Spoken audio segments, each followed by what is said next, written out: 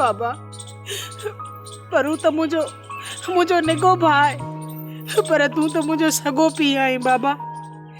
अज जेकॾहिं अम्मा हुजे आ जिंदा त छा मां पंहिंजे ई घर में कैद हुजां? मूंखे कैदियाणी करे मूंखे पंहिंजे ई घर में तव्हां छो रखियो आहे?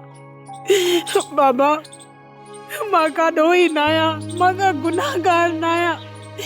मां तव्हांजो अहिड़ो कोई बि गुनाह ॾोह न आहे कयो। मुंहिंजी हालत में रहम कयो। मुंहिंजो ॾोह इहो आहे न त मां हिकु मज़लूम औरत आहियां।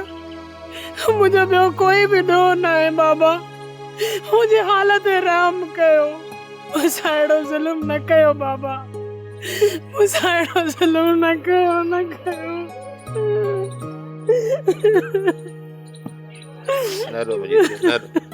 तुंहिंजा इहे लुड़क मुंहिंजे दिल ते खंजर थी लॻंदा आहिनि। न रोईंदी कर तूं। जैसी ताईं रिज़्क हलंदो तेसी ताईं हिन कैदियाणीअ जा इहे लुड़क बि पिया हलंदा। जैसी ताईं लुड़क बि पिया हलंदा।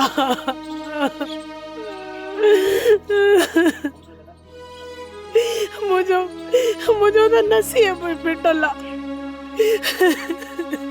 तूं आज़ाद आहीं थी, तूं बिल्कुलु आज़ाद आहीं। ॾिसां त तुंहिंजो केरु तो नालो वठे। बाबा मुंहिंजी ॻाल्हि ते बि त यकीन कर। मां बेगुनाह आहियां बाबा। बाबा ख़ुदा ॾिसे थो।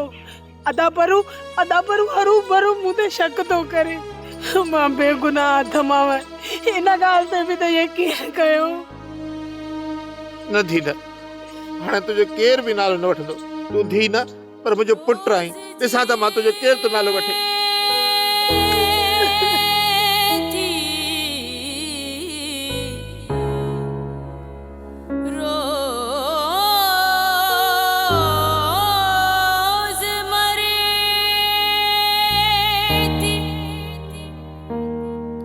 दोस्त तुंहिंजी दोस्ती ते मूंखे को शक न आहे, पर मां छा कयां?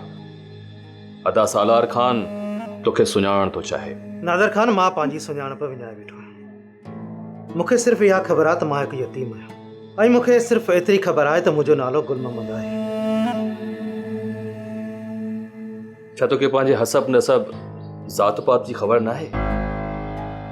भला मुंहिंजे माउ पीउ जो नालो त यादि हूंदई। नादर खान, मूंखे हैरत थी रही आहे त आख़िर अॼु तव्हांखे छा थी वियो आहे? छो था तव्हां मूंखे सुञाणणु चाहियो? तव्हांजे लाइ एतिरो काफ़ी न आहे? मां तव्हांजो सॼणु आहियां। सोप सीरियल सिंध ॼाई तमामु एपिसोड्स ॾिसो हाणे HD क्वालिटीअ में। विज़िट करियो असांजो YouTube channel Sindh TV HD drama.